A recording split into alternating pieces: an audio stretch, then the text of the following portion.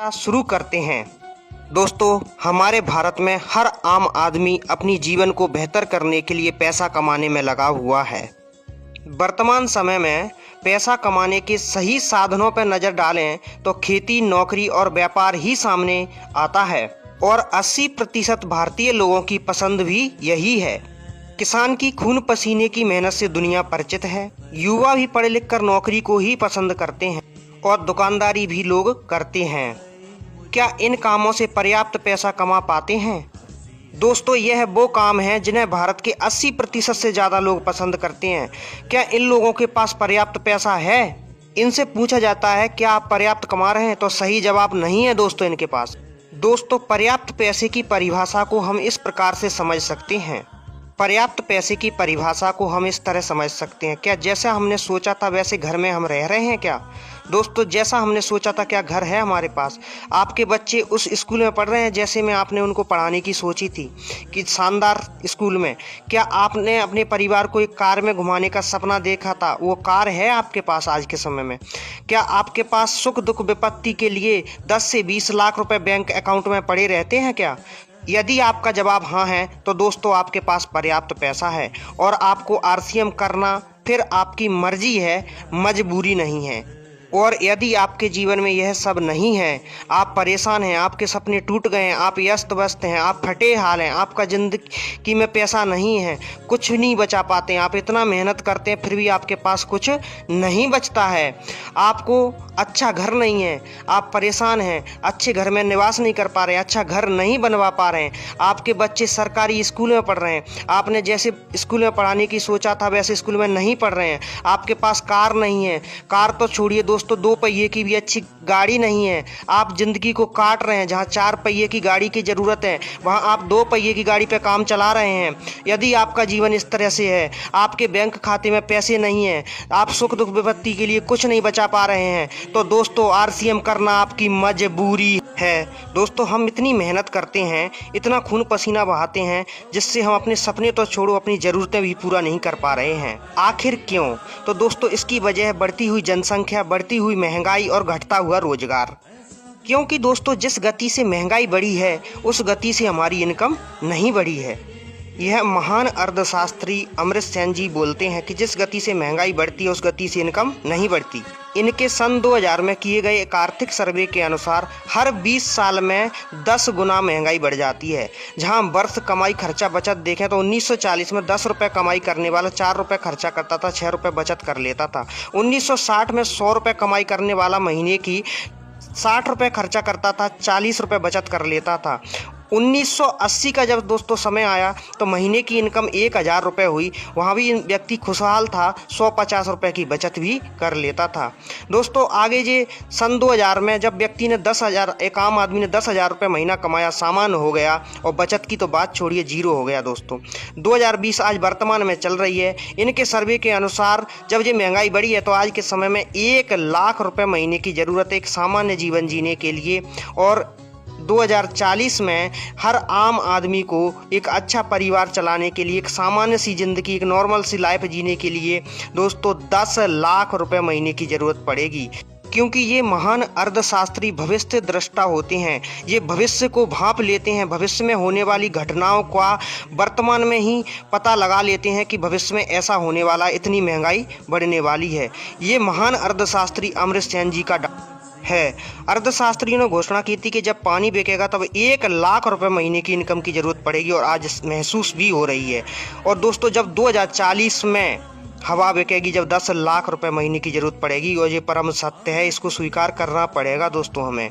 क्योंकि जब हर 20 साल में महंगाई 10 गुना बढ़ी है तो लगातार यह बढ़ती रहेगी। जब आज तक नहीं रुकी तो आगे भी नहीं रुकेगी। तो क्या करें दोस्तों वर्तमान में लाख रुपए और भविष्य में 10 लाख रुपए महीना कमाने के लिए? खेती, नौकरी और मजदूरी और दुकानदारी और छोटे मोटे काम धंधों से तो दोस्तों इतना बड़ा पैसा कमाना, पर्याप्त पैसा कमाना संभव नहीं है। एक ही रास्ता है व्यापार का। व्यापार में कल भी पैसा था, आज भी पैसा है और हमेशा पैसा रहेगा। किसी भी देश का 80% पैसा दोस्तों व्यापार। इसीलिए दोस्तों व्यापारी वर्ग हमेशा करोड़पति, अरबपति, लखपति और पैसे वाले रहते हैं।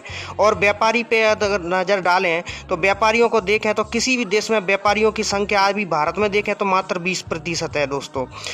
यानी 80% पैसा केवल 20% व्यापारियों के पास है देश का, पूरे देश का दोस्तों। यानी देश का 80% जनसंख्या के पास केवल 20% पैसा है। यानी भारत में 80% लोगों के पास केवल 20% पैसा है। 20% पैसे में ही खेती, नौकरी, दुकानदारी, अन्य छोटे मोटे सारे कार्य चल रहे हैं। पूरा का पूरा भारत में जो चल रहा है, जो कार्य हो रहा है, वो केवल 20% पैसे में।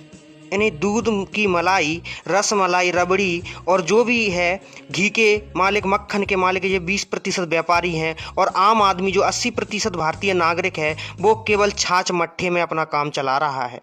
यानी स्पष्ट है कि यदि आम आदमी को पैसा कमाना है तो व्यापार करना पड़ेगा, तभी दोस्तों आर्थिक असमानता की, गरीबी अमीरी की यह खाई मिट पाएगी। हमें दोस्तों व्यापार करना ही करना पड़ेगा और कोई चारा नहीं है हमारे पास। अब हमें व्यापार करना है, यदि 1-2 लाख रुपए भी महीने के कमाना है तो दोस्तों कम से कम 1 करोड़ रुपए पूंजी की ज़रूरत पड़ेगी हमें। और पूंजी चाहिए ही चाहिए, क्योंकि बिना पूंजी के व्यापार नहीं होता है। क्या हमारे पास या भारत में 80% आम नागरिकों के पास इतनी बड़ी पूंजी है? यदि हमने पूंजी निवेश करने के लिए दोस्तों अपने दोस्तों से, रिश्तेदारों से ज़मीन, संपत्ति, दुकान, मकान, दोस्त, रिश्तेदार सबसे कर्ज ले लिया, मान लीजिए 1 करोड़ का आपने पैसा एकत्रित कर लिया और व्यापार में निवेश कर दिया, अब आपको सही स्थान का चुनाव भी करना है जहां आपका व्यापार चले। स्टाफ, कर्मचारी की भी आपको ज़रूरत पड़ेगी, क्योंकि बिना स्टाफ के आपका व्यापार नहीं चलेगा। दोस्तों विज्ञापन की भी जरूरत पड़ेगी, आपको अपने शोरूम का, आपके शॉपिंग का पॉइंट का, बाजार का जो भी है उसका आपको विज्ञापन करना पड़ेगा। इसके बाद आपको समय भी देना पड़ेगा, 10 से 12 घंटे प्रतिदिन नियमित देना ही देना पड़ेगा। फर्नीचर का भी खर्चा आप ही को, उसमें जो मोटा फर्नीचर पे खर्चा होगा वो भी आप ही को लगाना पड़ेगा। इसके बाद जो पहले से व्यापारी जमे हुए हैं उनसे प्रतिस्पर्धा, यानी क्या आपको वो व्यापार करने देंगे, वो कंपटीशन भी आपको झेलना है। आपको व्यापार में अनुभव की भी जरूरत पड़ेगी, क्योंकि आपने व्यापार किया नहीं तो अनुभव भी नहीं है। और यदि व्यापार जम भी गया तो आपको व्यापार जीवन भर करना पड़ेगा दोस्तों, यह भी परम सत्य है। और व्यापार में हमेशा लाभ और हानि का जोड़ा रहता है, हानि भी हो सकती है और लाभ भी हो सकता है। 50-50% चांस हैं, आप व्यापार में सफल भी हो सकते हैं और असफल हो सकते हैं। अगर आप सफल हो गए तो सबका कर्ज चुका दोगे, सबका कर्ज चुका दोगे। और यदि आप फेल हो गए तो दोस्तों आपने जो लोन लिया है, जो कर्जा लिया है, दोस्तों यारों से 1 करोड़ रुपए का कर्जा लिया है, असफल व्यापारी के पास 3 ही रास्ते बचते हैं दोस्तों। या तो वो व्यक्ति पागल हो जाता है तनाव में आके कि अब कैसे कर्ज चुकाऊंगा, तो वो व्यक्ति पागल हो जाता है। पागल खाने में कई व्यापारी हैं दोस्तों।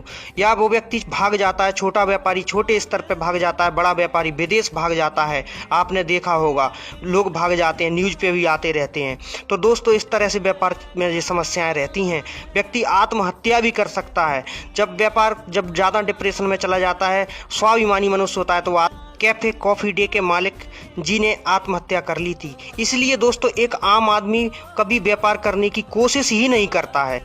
इसीलिए दोस्तों भारत में 80% नागरिकों को केवल और केवल RCM ही करनी चाहिए, क्योंकि यहाँ पूंजी निवेश नहीं करनी पड़ती है। जीरो पूंजी से यह व्यापार चालू होता है दोस्तों।